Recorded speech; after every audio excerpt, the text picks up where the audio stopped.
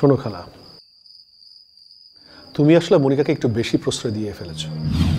এইটুকু বাচ্চা একটা মেয়ে এখনই কথা শুনে না, কি সব উদ্ভট উদ্ভট কাজ করে বেড়াচ্ছে, জিন ভূত নিয়ে কাজ করছে, নিজের হাত কাটছে।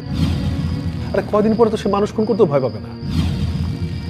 খালা, এখনো সময় আছে, তুমি একটু ওকে বোঝাও, একটু সামলাও। সে যদি না বুঝে তাহলে খালুর কাছে পাঠিয়ে দাও।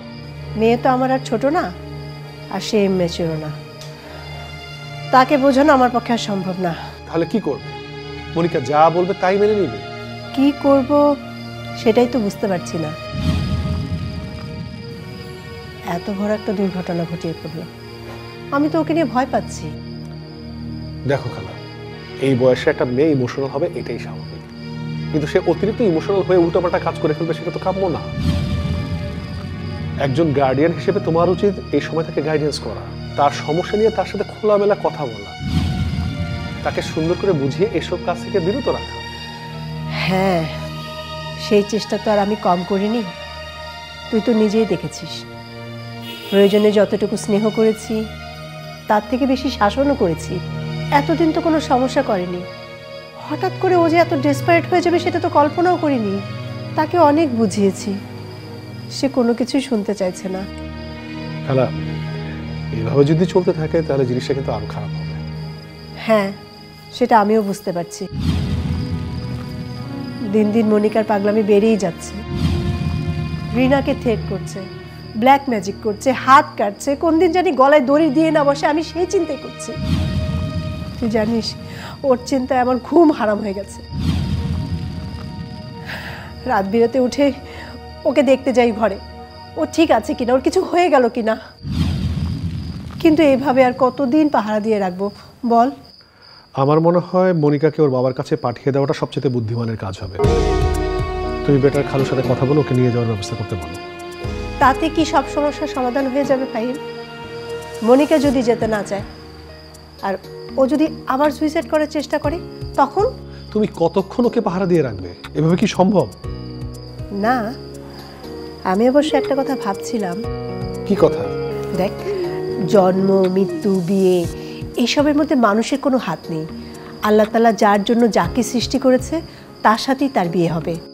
এসব কথা মানে কি খালা? মানে তুমি আসলে কি বোঝাতে চাচ্ছ? শোন ফাহিম, এই রিনার সাথে তোর বিয়ে নিয়ে যে ঘটনাগুলো ঘটছে, আমার মনে হয় কি তোর এই বিয়েটা না করাই ভালো। তারপর? মনিকা তো তোকে অনেক ভালোবাসে, তুই যদি ওর ভালোবাসা অ্যাকসেপ্ট করে নিস তাহলে কেমন হয় বলতো?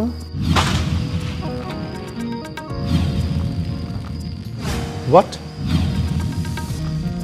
তুমি বলতে চাচ্ছ যে মনিকার ভালোবাসা অ্যাকসেপ্ট করে আমি রিনাকে রিচ করে ওকে বিয়ে করি? এটাই হয়তো আল্লাহ তাআলার ইচ্ছে। শোনো খালা, আল্লাহর কি ইচ্ছে যেটা আমি যেমন জানি না তুমিও জানো না, অতএব সেটা নিয়ে কথা বলে সময় নষ্ট করার কোনো মানে হয় না। কিন্তু খালা, আমি খুব আশ্চর্য হচ্ছে, তুমি সবকিছু জেনে বুঝে কেন তুমি এই কথাটা আমাকে বললে? কেন, আমি কি ভুল কিছু বলেছি? এটা ভুল না খালা, তুমি ভালো করে জানো যে আমি মনিকাকে আমার আপন ছোট বোনের মতো দেখে এসেছি। ওর সাথে আমার বয়সে একটা বিশাল ডিস্টেন্স আছে, ওর সাথে আমার কিভাবে বিয়ে হয়? ছোট বোনের মতো দেখা আর ছোট বোনের মধ্যে অনেক পার্থক্য আছে ফাহিম। শরীয়তে বিয়েতে তো কোনো বাধা নেই। খালা, তুমি না খুব স্বার্থপরের মতো কথা বলছো। নিজের স্বার্থ দেখলে, মেয়ের স্বার্থ দেখলে, কিন্তু একবারও আমার কথাটা ভাবলে না।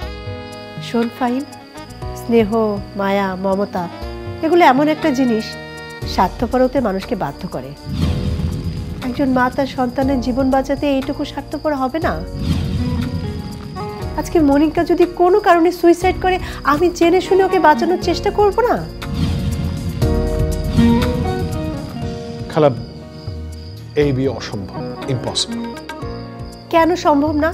মনিকা রাজি আছে, এখন তুই রাজি হলেই সম্ভব। বয়সের কথা বলছিস, আমি তো কোনো সমস্যা দেখছি না। শোন ফাহিম, আমি মা হয়ে যদি আমার মেয়েকে তার থেকে বয়সে বড় কারোর সাথে বিয়ে দিতে রাজি হতে পারি, তাহলে তোর কি সমস্যা বলতো? যোগ্যতা অযোগ্যতার প্রশ্ন না খালা, যার সাথে আমি একই বাড়িতে একই ছাদের নিচে এত বছর কাটিয়েছি এবং যাকে কখনো বোনের বাইরে অন্য চোখে দেখিনি, তার সাথে আমি কিভাবে বিয়ের কথা চিন্তা করি?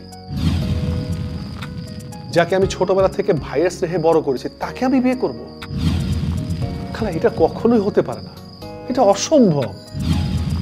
প্লিজ খালা, তুমি তুমি এটা নিয়ে আমাকে আর কোনো অনুরোধ করো না, আমি এই অনুরোধ রাখতে পারবো না। আমার মেয়েটার জীবনের কোনো মূল্য নেই তোর কাছে? এতই তুচ্ছ তোর কাছে সে? আমি মা হয়ে যদি আমার মেয়েকে বিসর্জন দিতে পারি, তাহলে তুই কেন অ্যাকসেপ্ট করতে পারবি না? তুই না মনিকাকে অনেক স্নেহ করিস, ভালোবাসিস। আচ্ছা, ও যদি মারা যায় তুই কি সেটা সহ্য করতে পারবি? ওসব মনিকার ছেলে মানুষই ভাবনা। কেউ ছেলে মানুষই করলেই যে তার কথা মেনে নিতে হবে, এটা আমি মনে করি না। এখানে আমার করার কিচ্ছু নেই। আই এম সরি, আমাকে মাফ করে দিন। সত্যিই তো, আমার মেয়ে মরে গেলে তোর কি যায় আসে?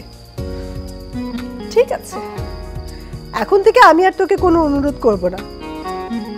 তোর যা ইচ্ছা হয় তুই তাই করিস।